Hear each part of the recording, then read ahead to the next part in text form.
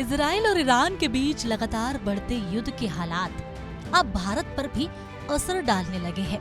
इस तनाव के चलते कई फ्लाइट्स रद्द हो चुकी हैं, जिससे भारतीय मूल के यात्रियों को काफी परेशानियों का सामना करना पड़ रहा है।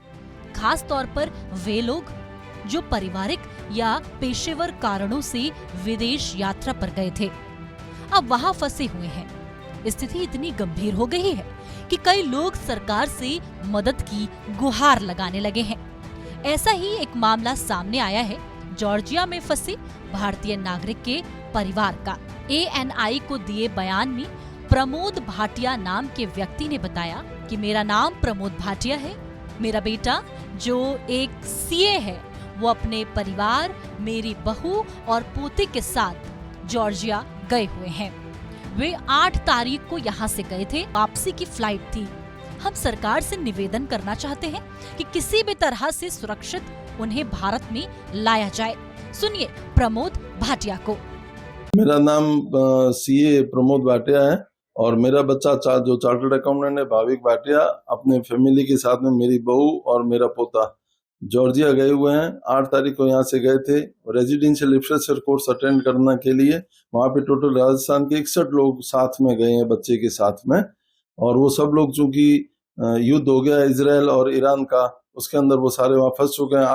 आज की 13 तारीख उनकी फ्लाइट थी, और अब जो है वो वहाँ फंसने की वजह से वो वापस कैसे आ पाते हैं, क्या होता है, इस संबंध में हमने विदेश मंत्रालय को भी, जयशंकर जी को भी जो है ट्वीट किया है, और साथ में राजस्थान सरकार को भी हम हमारी तरफ से जो है वो निवेदन करना चाहते हैं, रिक्वेस्ट करना चाहते हैं कि किसी भी तरह सभी लोगों को सुरक्षित भारत में लाया जाए।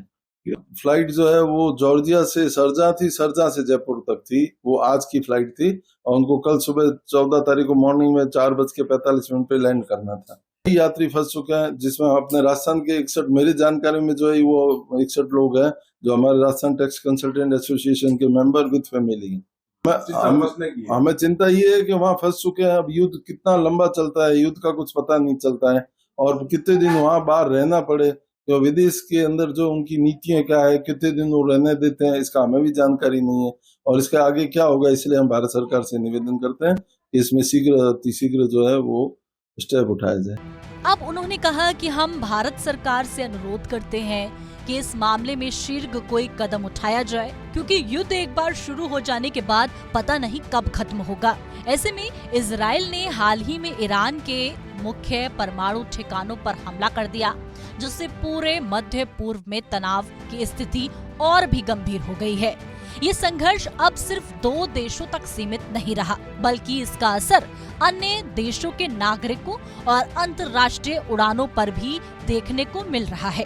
भारत से बड़ी संख्या में लोग खाड़ी और मध्य पूर्व के देशों में काम या पर्यटन के उद्देश्य से जाते हैं। ऐसे में उनकी सुरक्षा चिंता का विषय बन गई है। भारत सरकार ने इन मामलों को गंभीरता से लिया है। विदेश मंत्री एस जयशंकर ने इजरायली और ईरानी विदेश मंत्रियों से अलग अलग बातचीत की है। उन्होंने सोशल मीडिया मंच X पर जानकारी साझा करते हुए बताया कि ईरानी विदेश मंत्री से मौजूदा हालात पर चर्चा की है।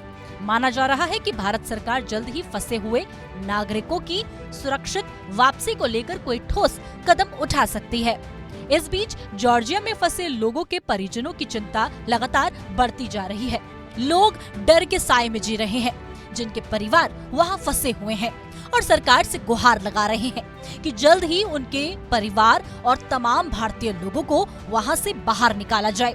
ऐसे में सरकार इस पर क्या कुछ एक्शन लेती है और भारतीयों को कैसे वापस लेकर आती है, क्योंकि ये युद्ध और कितना लंबा चलने वाला है, क्या वर्ल्ड वॉर 3 छिड़ने वाला है, ये तमाम सवाल खड़े हो रहे हैं। इस बीच भारत सरकार का रुख जैसे ही साफ होता है, हम आप तक तमाम खबरें पहुंचाते रहेंगे।